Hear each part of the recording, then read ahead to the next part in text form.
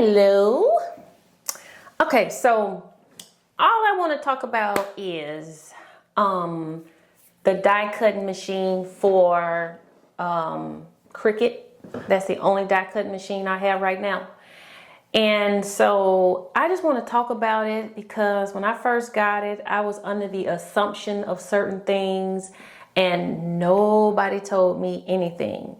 So I'm thinking that if you spend your time watching this video, that means you probably just got your first Cricut machine, which is better known as a die cutting machine. I'm just going to tell you a few little things to help you so that you won't be afraid of it or anything like that, okay? And I got this Gorilla Pod and I've had it for a while and I hope it don't fall. It's been just sliding down. You know, it's supposed to have been like the latest and the greatest back then when I first got it. And not so much. So if I seem a little lopsided or anything, or if there seems to be some strange pause in here, that's because that thing failed, okay? So I want to talk to you guys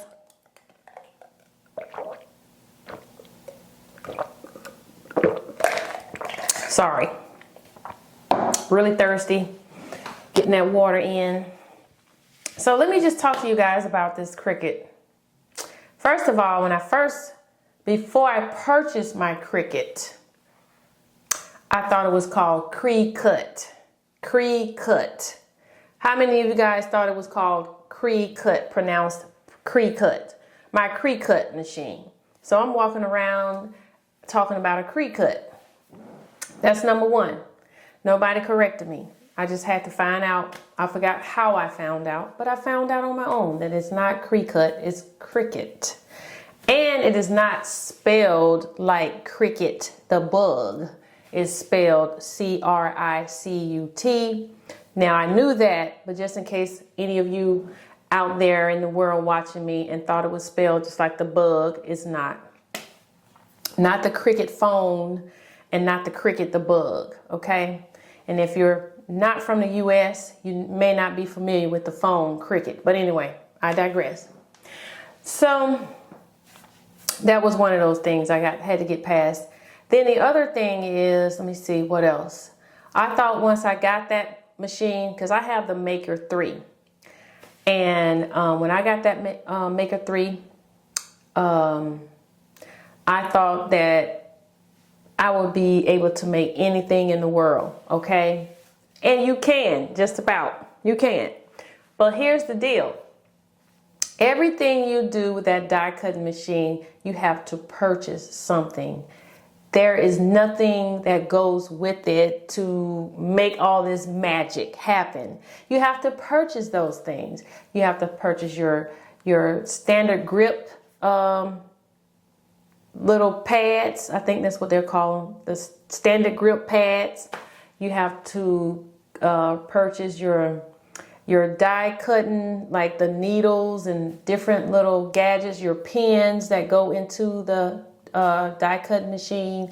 And if you're new at Cricut, you probably don't know what I'm talking about, but you will. If you're watching this, you're probably anticipating on getting one. And then I didn't realize that the Maker 3 was not very important in terms of, with the Maker 3, the difference between the Maker 3 and the Maker and the other die cutting machines that was born before that one is they have to have a standard grip pad. I guess they call them pads, I don't know, to cut out any type of design. Whereabout the Maker 3 doesn't. You can actually use what they call the vinyl, which is the smart vinyl. And the smart vinyl, you can cut anything and you don't need to use any type of grip. So that was another thing. I didn't know anything about that. Then I didn't realize with the vinyl, once you use it one time, you can save the scraps and put them on one of those grips and use the scraps. So nobody told me that either. And let me see, what else did I think? I didn't know that there was a software which is called Design Space. That's the software that's used with Cricut. And with the Cricut, if you're talking to someone who's very familiar with Cricut products, they will call the software DS or Design Space. But you know, you won't know what they're talking about until you've been around in the environment for a while, because I kept seeing DS in like the support groups and on comments on YouTube when someone's talking about the product or something they made. They would say, I pulled it up in DS, and I was like, what is DS? Nobody was telling me what. I was thinking to myself, what is that? And I had to figure that out, okay? With the cardstock, there is a certain type of cardstock you need to get based on the how in depth the design is, and it will tell you that on the screen. It'll tell you what to do. In Design Space, it has like instructions, and if you get the subscription to Design Space, because this Design Space is free, you can bring your own designs into Design Space, but I tell you, when you're new, bringing your own designs into Design Space is very, very confusing. And if you want a lot of inspirations and to get your creative juices flowing, if you needed to get them flowing, and if you needed to work with like a community, so to speak, then you will want to get the subscription. You can pay it for the year, or you can pay it monthly.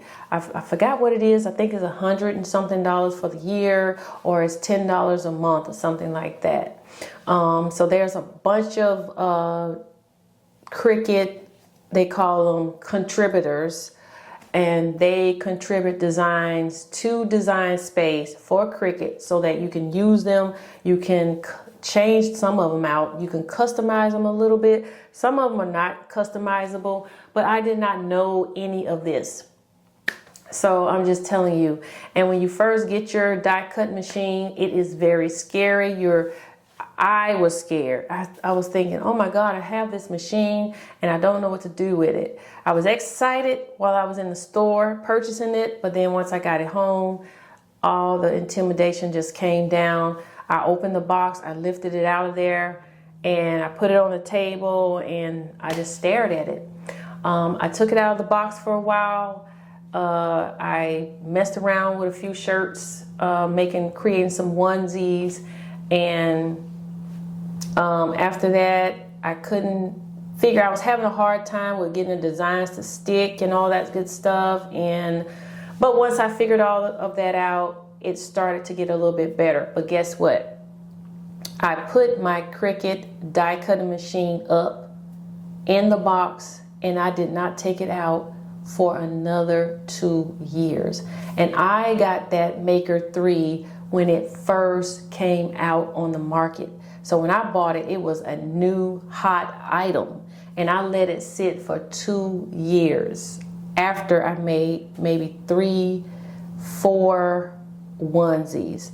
But after 2 years, I took it out again. I said, I just looked at it one day. It was in the corner of one of my bedrooms, and I said that I was using as an office. And I told myself, I said, you spent too much money on that die cutting machine to let it just sit there. You need to take it out and do something with it. So that's when I went in full force, and I said, I am going to use this machine. So if you're here watching me and you watch this entire video, you probably can relate to me.